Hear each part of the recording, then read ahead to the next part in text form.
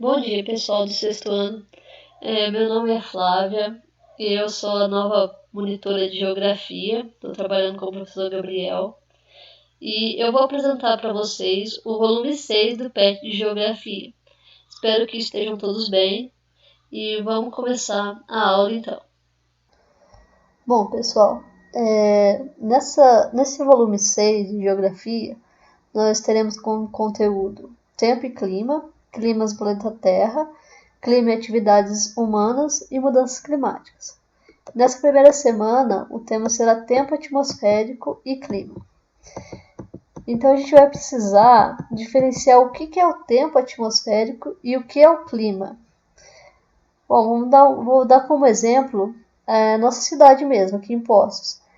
De manhã a gente sai cedinho para ir para a escola, tá frio, né? Aí vai chegando na hora do almoço, fica calor, depois no final da tarde chove, de noite esfria de novo. Isso é o tempo atmosférico. São essas alterações da temperatura, na umidade ou nos ventos que ocorrem durante o dia ou durante a semana, durante o mês, em curto espaço de tempo.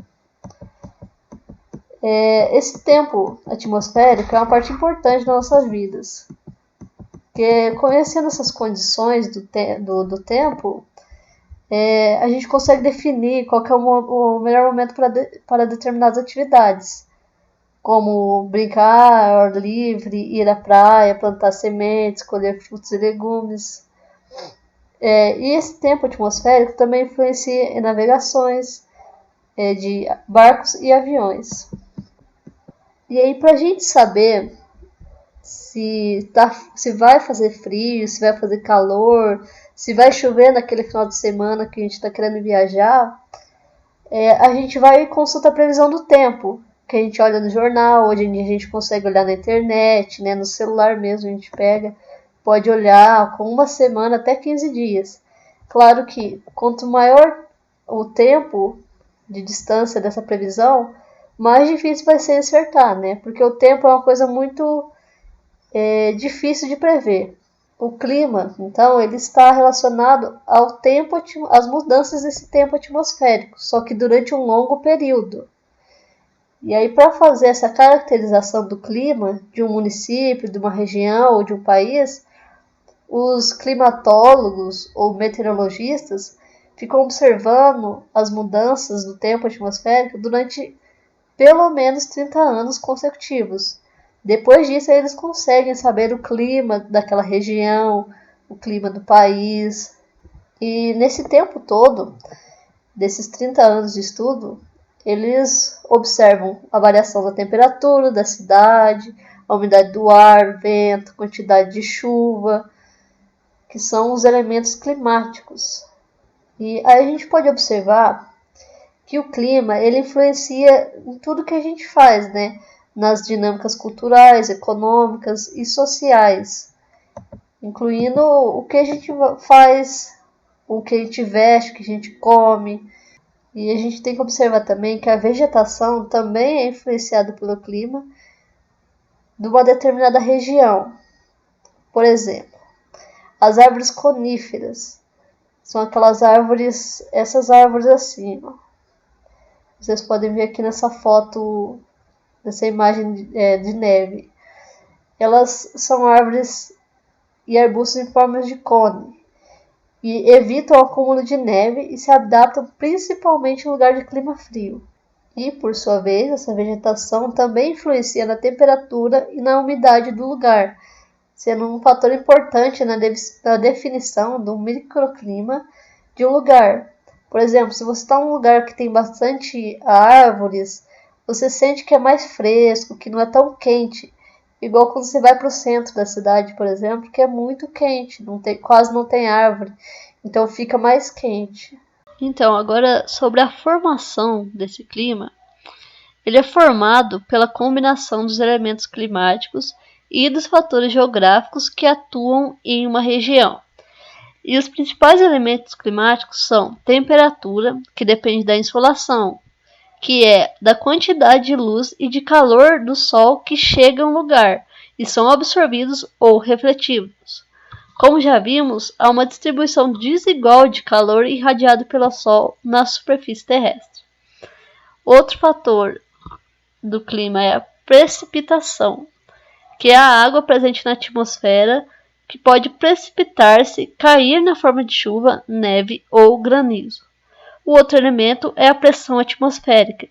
É a pressão que o ar exerce sobre tudo que existe na superfície terrestre. Ela varia de um lugar para o outro e a diferença de pressão atmosférica entre dois lugares dá origem aos ventos e às massas de ar. Então, pessoal, depois de entendido esses elementos climáticos, nós vamos ver nesse quadro aqui exemplos da ação desses elementos climáticos e dos fatores geográficos na definição do clima.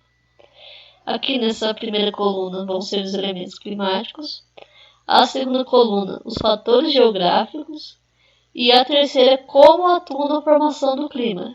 Essa combinação aqui, certo?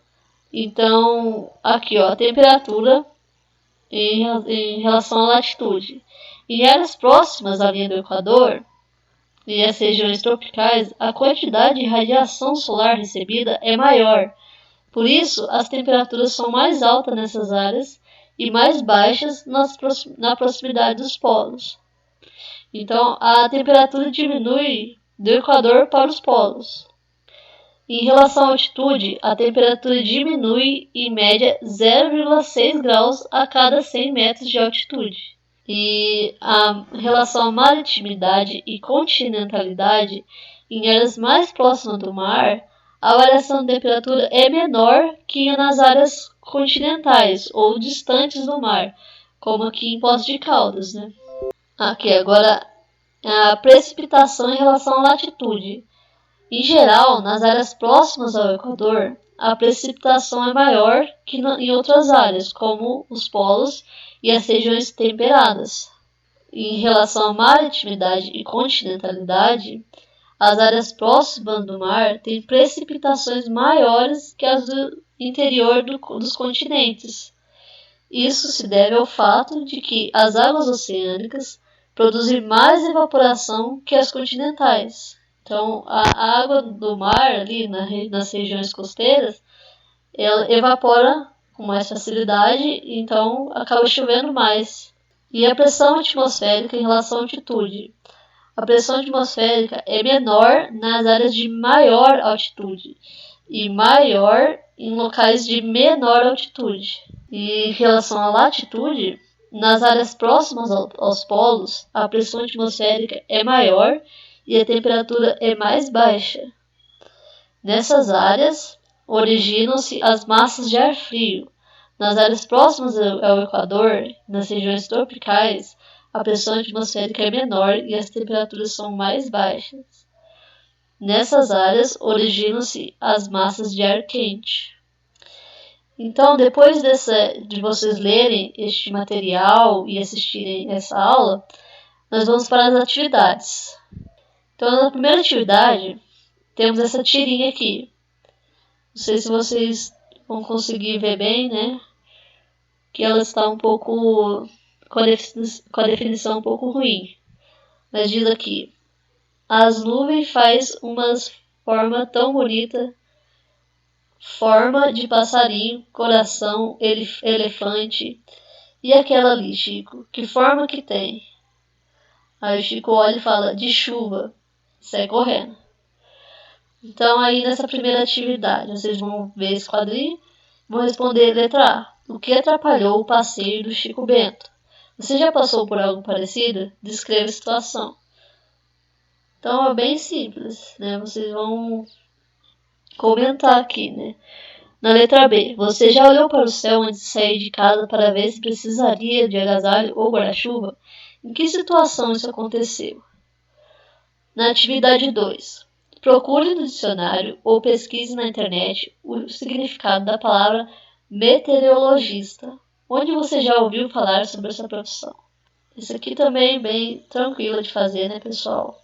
A gente hoje em dia vê bastante essas previsões meteorológicas, né? Então, atividade 3. Observe as frases a seguir. Hoje está muito frio. O sertão do Nordeste brasileiro é quente e seco. Ontem choveu muito na minha cidade. A região central do Brasil possui duas estações bem definidas, uma seca e outra chuvosa. E nevou a manhã toda na cidade de Nova York. Agora, escreva ao lado de cada frase as palavras tempo e clima, de acordo com o contexto ao qual se refere. Então, entendendo o que é o tempo e o que é o clima, vocês vão ler aqui essa frase, por exemplo, e vai escrever aqui nessa parte da frente se está falando do tempo ou do clima. Na atividade 4, responda. Letra A. Qual a diferença entre clima e tempo atmosférico? Isso está no começo ali do texto, né, pessoal? B. Por que a previsão do tempo é importante para os povos e as sociedades? Também está presente ali no começo do texto. Tem que ler com bastante atenção, vocês vão conseguir fazer. Letra C. Cite os fatores geográficos que influenciam as características do clima de uma região. D. Podemos afirmar que duas cidades situadas na mesma latitude apresentam com certeza o mesmo tipo de clima? Por quê? Essa aqui vocês vão ter que pensar um pouco mais, mas com a leitura do texto vocês vão conseguir fazer também. E. O que acontece com a temperatura em locais de altas altitudes? Bom, pessoal, essas são as atividades dessa semana. Espero que vocês tenham conseguido entender essa matéria. E qualquer dúvida, vocês entrem em contato, comentem aí no vídeo. E até semana que vem.